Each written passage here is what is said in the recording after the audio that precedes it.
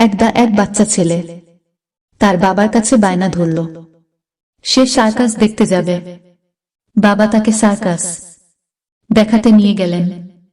Circus শুরুর আগে বাবা তার ছেলেকে সার্কাসের তাঁবুর বাহিরে রাখা বিভিন্ন পশু পাখির খাঁচার সামনে দিয়ে ঘুরিয়ে পশু পাখি দেখাচ্ছিলেন।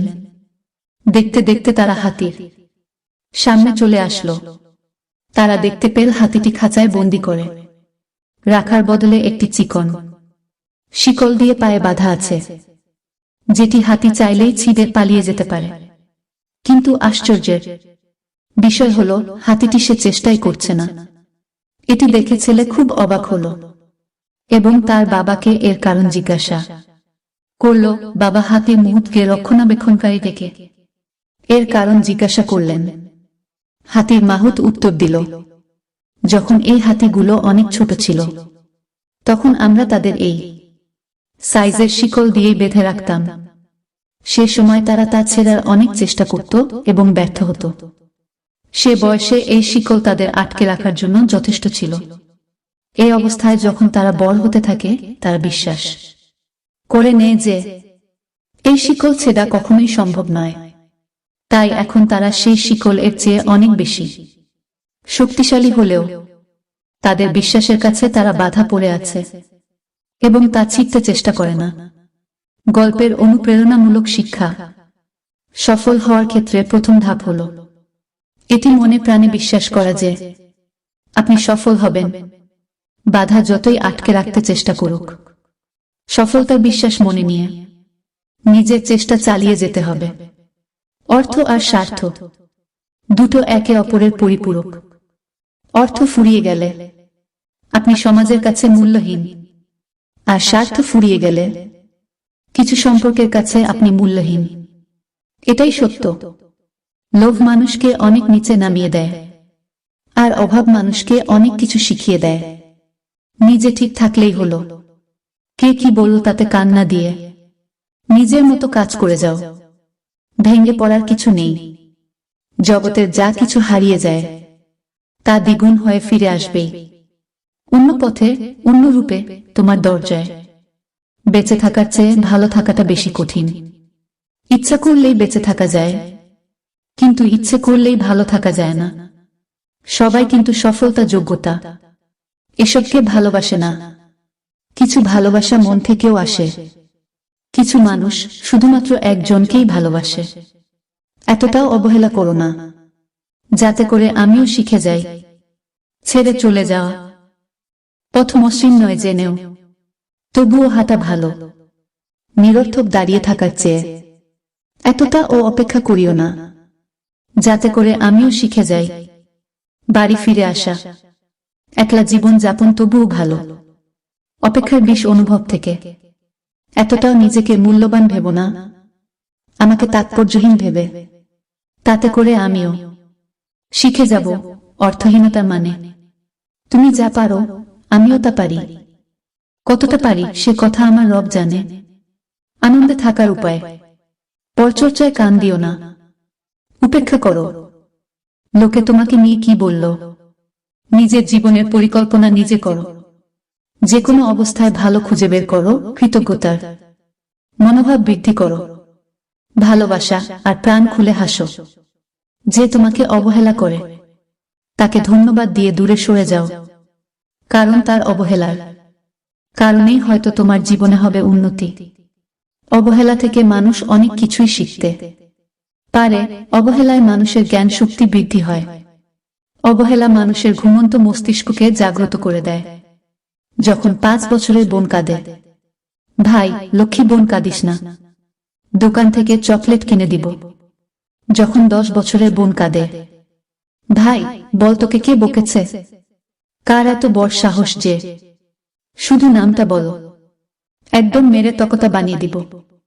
যখন 15 বছরের বোন কাঁদে, ভাই না কেঁদে আমাকে বলো, কোন ছেলে তোকে বিরক্ত করেছে, হারামজাদার কলিজা ছিঁড়ে কুত্তারে খাওয়াবো।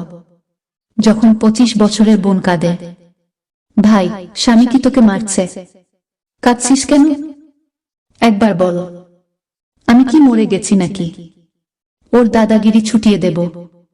ভাইয়া নামক শব্দটার মানে বোনকে পাহারা দেয়া, সবকিছুর বিনিময়ে বোনকে সুখী করা ও খুশি রাখা।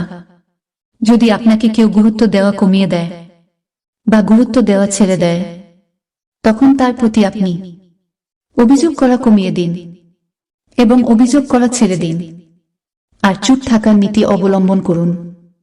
মনে রাখবেন, সবসময় কারো জন্য অ্যাভেলেবল থাকা, তার পেছনে পড়ে থাকা, সবসময় অভিযোগ করা, তার কাছে আপনার গুরুত্বকে কমিয়ে দেয়।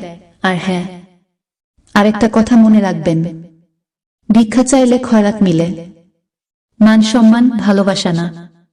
যখন আমরা বুঝতে পারি আমাদের থাকা অথবা না থাকাতে কারোই কিছুই যায় আসে না, কতটা তীব্র অনুভূতি কাজ করে বলে বোঝানো সম্ভব না। কিছু কিছু সময় কোনো কারণ ছাড়াই চুপ থাকা উচিত। সব সময় বেশি বলাটা সম্পর্কে ভাঙ্গন ধরায়। কিছু কথা, কিছু ব্যথা মনের কোণায় ছটপট করলেও সময়ের ব্যবধানে একদিন মানুষ সব সয়ে যায়। যে বলে তুমি ছাড়া আমি ভালো নেই, সেও ভালো থাকার লড়াই করে। বদলে গেছ? কতটা? যতটা বদলালে কারো অবহেলা আমায় আর ছুতে পারবে না। একটা মেয়ে কখনোই চায় না তার প্রিয় মানুষটা তার জন্য অনেক বড় কিছু করুক। কোন মেয়েই চায় না তার প্রিয় মানুষটা আকাশ সমান কিছু করে দেখাক। চাওয়া বলতে এতটুকুই, তার প্রিয় মানুষটা তার ছোট ছোট ইচ্ছাগুলোর মূল্য দিবে, তার প্রতি যত্নশীল হবে। একজন পুরুষ কখনোই তার নিজের জন্য উপার্জন করে না। পুরুষ সবসময় তার প্রিয় মানুষদের মুখে হাসি ফুটানোর জন্য উপার্জন করে। সুস্থ মানুষেরা ভাবে, পৃথিবী জুড়ে এত মানুষের ভিড়ে কেউ না কেউ তো তার আপনি। কিন্তু পাগল জানে, স্বার্থের পৃথিবীতে কেউ কারো নয়, আর কেউ কারো হয় কখনোই না। স্বপ্নে যদি কেউ দেখে সে বিয়ে করছে, তা মহান রব তার ধন সম্পদ বাড়িয়ে দেন। জীবনে কষ্ট তো থাকবেই, কিন্তু কষ্টকে হাসির আড়ালে রেখে এগিয়ে যেতে হবে, কারণ কষ্ট আমাদের জীবনের একটা অংশ।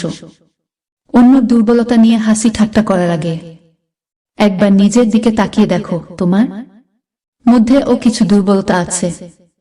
এই পৃথিবীতে কেউই পারফেক্ট নয়। এমন একটা সম্পর্ক হোক, ঝগড়া হবে, অভিমান হবে, কিন্তু কখনো বিচ্ছেদ হবে না। কিছু মানুষের জীবনটা এমন একটা পর্যায়ে অবস্থান করছে, পিছনে তো যেতে পারবেই না, আর সামনে কোনো রাস্তা নেই। দানে কখনো ধন কমে না, ক্ষমায় কখনো ক্ষমতা কমে না, নম্রতায় কখনো মর্যাদা কমে না। বুদ্ধিমান মানুষেরা কখনো এদের সাথে চলে না। ১. মিথ্যাবাদী। ২. মূর্খ। এরা আপনার জন্য কল্যাণকর নয়।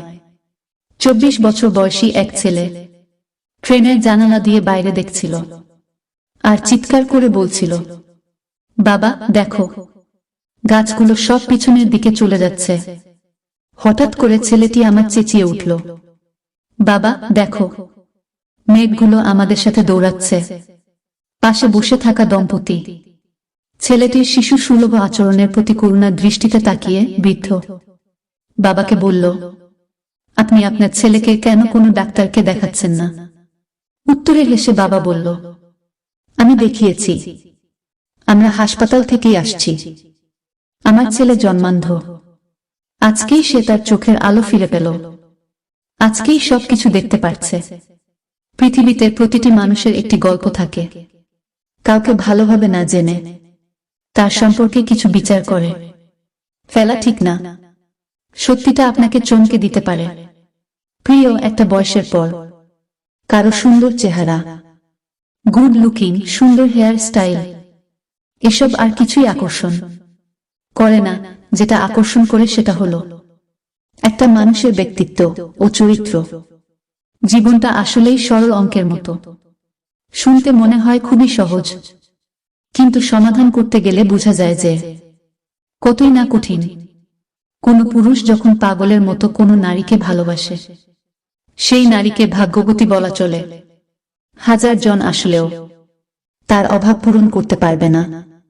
যে তোমায় ছেড়ে চলে গেছে তিন ধরনের মানুষ বেশি অহংকারী হয়। এক, হঠাৎ বড়লোক হলে। দুই, বেশি শিক্ষিত হলে। তিন, বেশি সুন্দর হলে। ছেড়ে যদি যেতেই হয়, অজুহাত দেখিয়ে নয়, সত্যি কথা বলে চলে যাও। বৃষ্টি না আসলে বোঝা যায় না ছাতার কোথায় ছিদ্র আছে, তেমনি খারাপ সময় না আসলে বুঝাই যায় না কার মনে কি আছে। মায়ের গলার শব্দ মনে শান্তি এনে দেয়, সেটা ফোনেই হোক না কেন।